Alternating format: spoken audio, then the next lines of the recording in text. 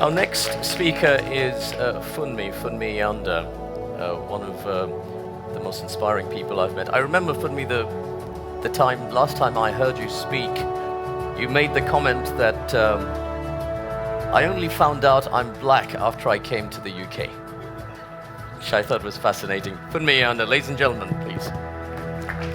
That's the spotlight. Thank you. I like stories. I tell stories. I think that stories connect with people. My name is Funmi Iyanda. Some people would say I was a TV star in Nigeria. In the UK, I'm just black. And I didn't know that until I came to live in the UK. And it was very interesting negotiating being black, because one of the things that I found offensive in Nigeria was negotiating being female. I just wanted to be Funmi. And then I arrived in the UK and I realized that I not only had to negotiate being female, now I also had to negotiate being black.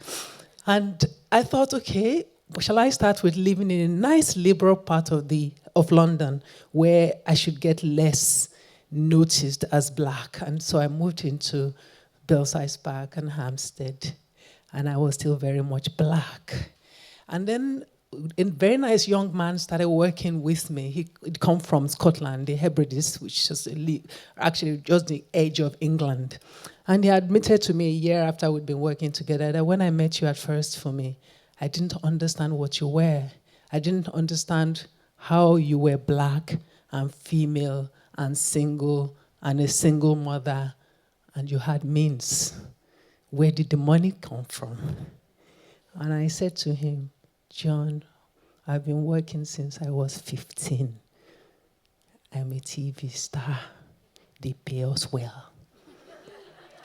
You know, it's interesting, but then I started realizing, because later on, a year down the line, he said to me, for me, I feel offended that all my life in this country, in the UK, I was taught to see people like you a certain way.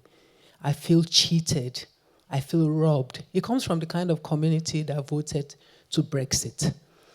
If he hadn't had a 1-year experience of working close with me, he would never have discovered my layers. And not just my layers, but the layers of other people like me that he met through me. I mean, he's a star. Everybody wants him to come to Nigeria and eat jollof rice and all of that now.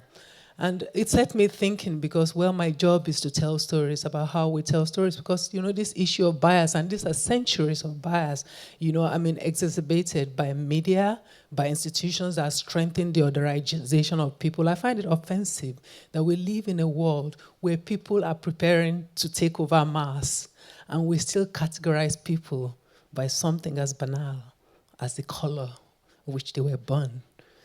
You can't do anything about your color or your gender. I think that these things, as human beings, we should have moved away from it. The other side of it, of course, is that in Nigeria, where I grew up, we were taught that a certain part of the world, usually loosely called the West, was very advanced.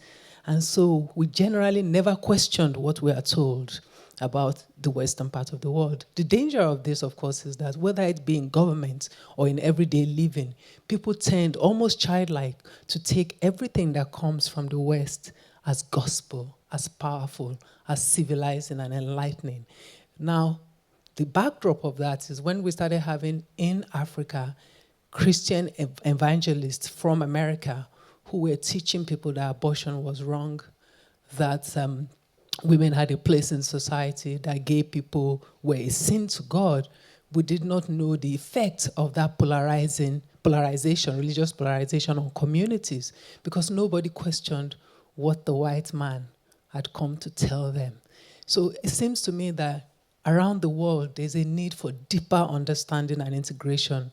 And I would separate, and that's why I like the topic, because we're not talking tolerance here. We're talking actually human beings living closely with other human beings as human equals.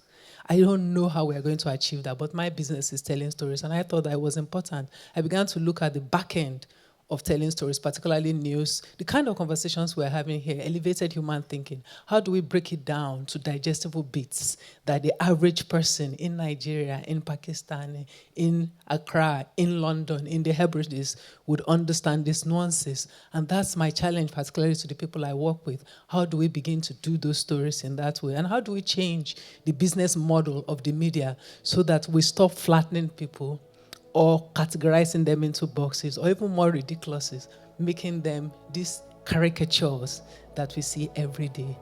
Thank you. Thank you so much.